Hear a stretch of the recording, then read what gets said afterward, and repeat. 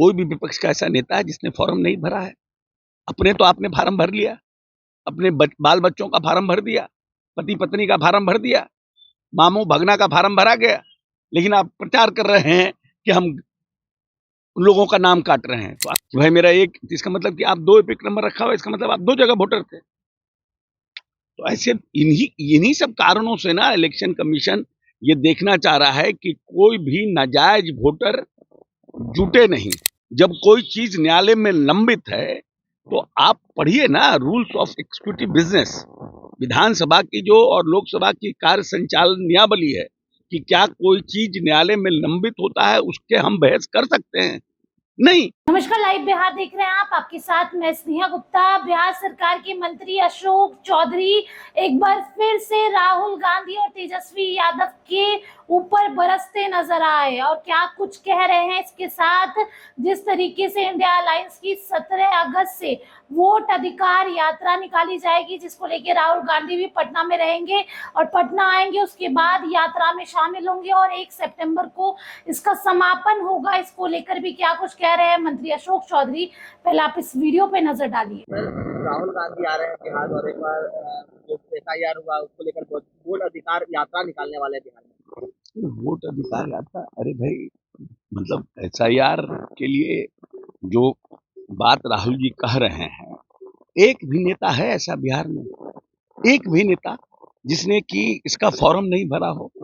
अपने पति, अपने पत्नी, अपने बच्चों का किसी ने फॉर्म भरा नहीं? एक भी नेता का नाम बताइए। SIR का आप विरोध कर रहे हैं, SIR गलत है ये कह रहे हैं और साथ में फार्म भी भर रहे हैं। ये क्या राजनीति है? ये कैसा राजनीति है? एक तरफ आप कह रहे हैं कि SIR में गड़बड़ी हो रहा है, आपको तो 1 महीना का समय दिया गया है। अगर किसी का छूट गया है, जिनविन छूट गया है, जुड़वा लीजिए, तो कौन सा बहुत बड़ी बात है। आज पुनौरा हम आप लोग जा रहे हैं, वहाँ पर बड़ा मंदिर है वो बनाया जाएगा।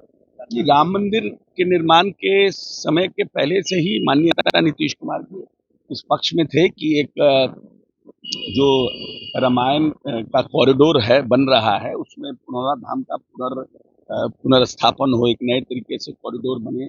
और उन्होंने बहुत से मंदिरों का राज्य सरकार के पैसे से उन्होंने बनाने का काम किया है, जैसे पुनौरा धाम हुआ, फिर आपका यहाँ पर सोनपुर में जो हम लोगों का मंदिर है, क्या बोलते हैं, हरिहरनाथ मंदिर, कुशेश्वर स्थान, इन सब जगहों पर नेता ने राज्य सरकार के पैसे से इसको पुनर्स्थापित करने का प्रयास किया है। और आज देश के गृह मंत्री भी आ रहे हैं हम लोगों के साथ इस कार्यक्रम, शुभ कार्यक्रम में भाग लेने के लिए। अच्छा, शुभ संकेत है। तो हमने तो बता दिया, तो बोल दिया कि वोट अधिकार यात्रा में कोई भी ऐसा व्यक्ति है, कोई भी विपक्ष का ऐसा नेता है जिसने फॉर्म नहीं भरा है। अपने तो आपने फार्म भर लिया, अपने बाल बच्चों का फार्म भर दिया, पति पत्नी का फार्म भर दिया, मामू भगना का फार्म भरा गया, लेकिन आप प्रचार कर रहे हैं कि हम उन लोगों का नाम काट रहे हैं। तो आपको 1 महीना का समय दिया गया है। चुनाव आयोग तेजस्वी यादव को तलब भी किए थे, जवाब मांगे, लेकिन जवाब नहीं दिए। 2 एपिक नंबर को लेकर तो भाई आप इतना हड़बड़ी में आ गए कि भाई मेरा एक, इसका मतलब कि आप 2 एपिक नंबर रखा हुआ, इसका मतलब आप 2 जगह वोटर थे। तो ऐसे इन्हीं सब कारणों से ना इलेक्शन कमीशन ये देखना चाह रहा है कि कोई भी नाजायज वोटर जुटे नहीं और कोई भी जायज वोटर छूटे नहीं। ये तो यही इलेक्शन कमीशन का मांग है और यही उसी पर काम कर रहा है। ये तो एक भ्रम पैदा किया जा रहा है ना। पार्लियामेंट को आपने नहीं चलने दिया, आपने विधानसभा को नहीं चलने दिया, जबकि ऑलरेडी इन सब बातों के लिए आप सुप्रीम कोर्ट गए हुए हैं। जब कोई चीज न्यायालय में लंबित है तो आप पढ़िए ना रूल्स ऑफ एग्जीक्यूटिव बिजनेस, विधानसभा की जो और लोकसभा की कार्य संचालन नियमावली है कि क्या कोई चीज न्यायालय में लंबित होता है उसके हम बहस कर सकते हैं? नहीं। फिर कैसे हम बहस कराएंगे उसको?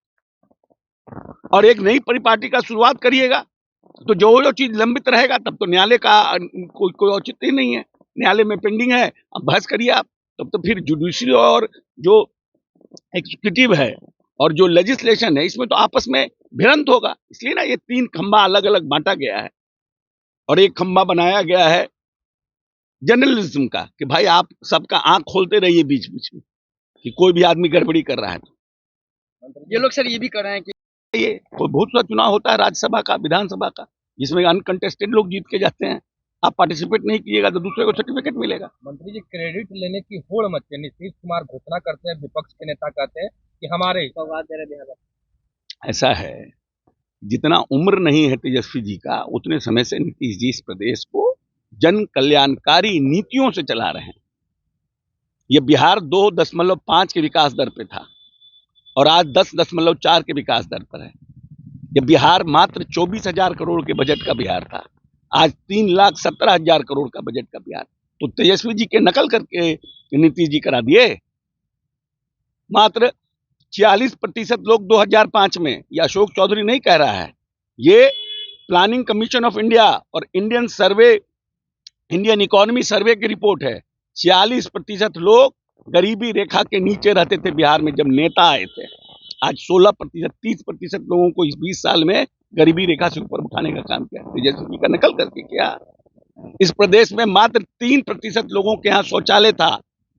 लोहिया स्वच्छ अभियान शुरू करके इस प्रदेश के 96% लोगों के यहाँ शौचालय लगाने का काम किया, तेजस्वी जी का नकल करके कर दिए। इस घर में, इस प्रदेश में मात्र पटना जैसे शहर में भी 6 घंटे मात्र बिजली रहती थी। गांव में तो बिजली का तार भी नहीं था, हर घर बिजली पहुंचा दिया, तेजस्वी जी का नकल करके पहुंचा दिया। तो सुना आपने क्या कुछ कहा उन्होंने। इसके साथ ही आपको ये बता दें कि बिहार में लगातार एसआईआर का मुद्दा जो है वो गर्माता हुआ नजर आ रहा है। लगातार विपक्ष का कहना है कि सत्ता पक्ष और चुनाव आयोग मिलकर जनता को गुमराह कर रहा है। अब देखना होगा आगे क्या कुछ होता है। बने रहिए हमारे साथ, तब तक के लिए बहुत बहुत शुक्रिया।